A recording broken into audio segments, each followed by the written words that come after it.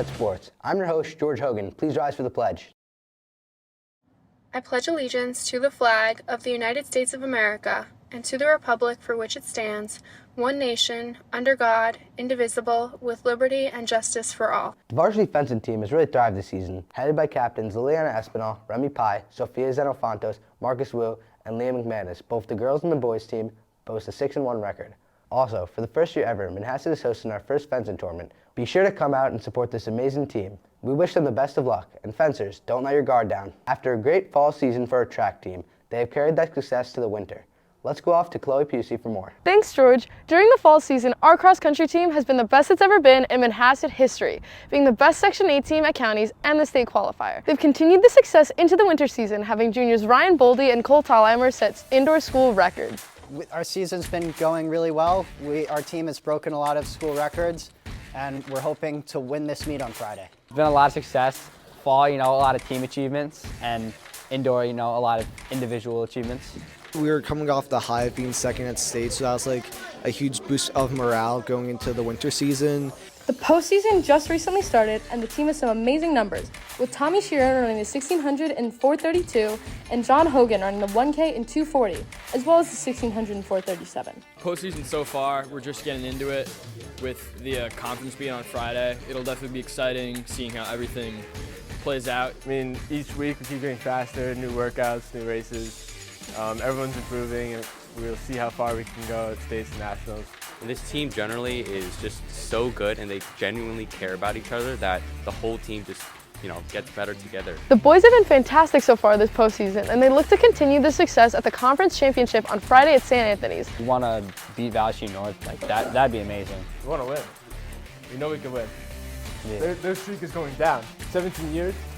I think we're going to win. Valley Stream North has won this meet in the past years for many years, but they're not going to win this year. We are. Just got to focus up, dial in. It's going to be a long day, long night, and once again, our coaches, they know what they're doing, and they're going to lead us down the path of victory. We wish them the best of luck. Now back to you in the studio. Thanks, Chloe. This Saturday at UFC 297, Sean Strickland defends the middleweight belt against Dracus du Plessis at the Scotiabank Arena in Toronto. Let's ask NBC's head editor and UFC enthusiast, Jerry Shee, who he thinks will win this fight. All right, welcome to Stat Sports, Jerry. Hi, George. So, for UFC 297, obviously the title fight, Sean Strickland against Dracus du Plessis, who do you have winning this fight? Overall, I think Dracus will take the title. I think he's just overall stronger and has more power than Sean. However, I think Sean does have a chance of winning if he just plays it out and does what he does best, which is just taking his time, defending with that unorthodox Philly shell, and just keeping, just countering Dracus whenever he throws a punch. Mm-hmm. I see what you mean, and I agree that Dracus has a great fight resume, but I do think that the Sean Strickland we've seen recently is different than the Sean Strickland we've seen years ago. I mean, we saw his fight against Israel Adesanya. That was a great performance. We really haven't seen anything like that from him, and I think if there's going to be a time where Sean Strickland defends his title effectively, it's going to be now.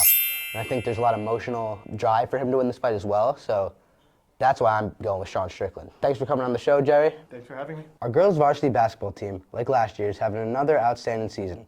With the playoffs starting soon, let's go off to Emily Shee at the court. Thanks, George. The girls varsity basketball team has been doing amazing this year with a record of 10-3 heading to the playoffs. We interviewed some of the players on the season and their upcoming games. So far, our season has been really good. We have a good record.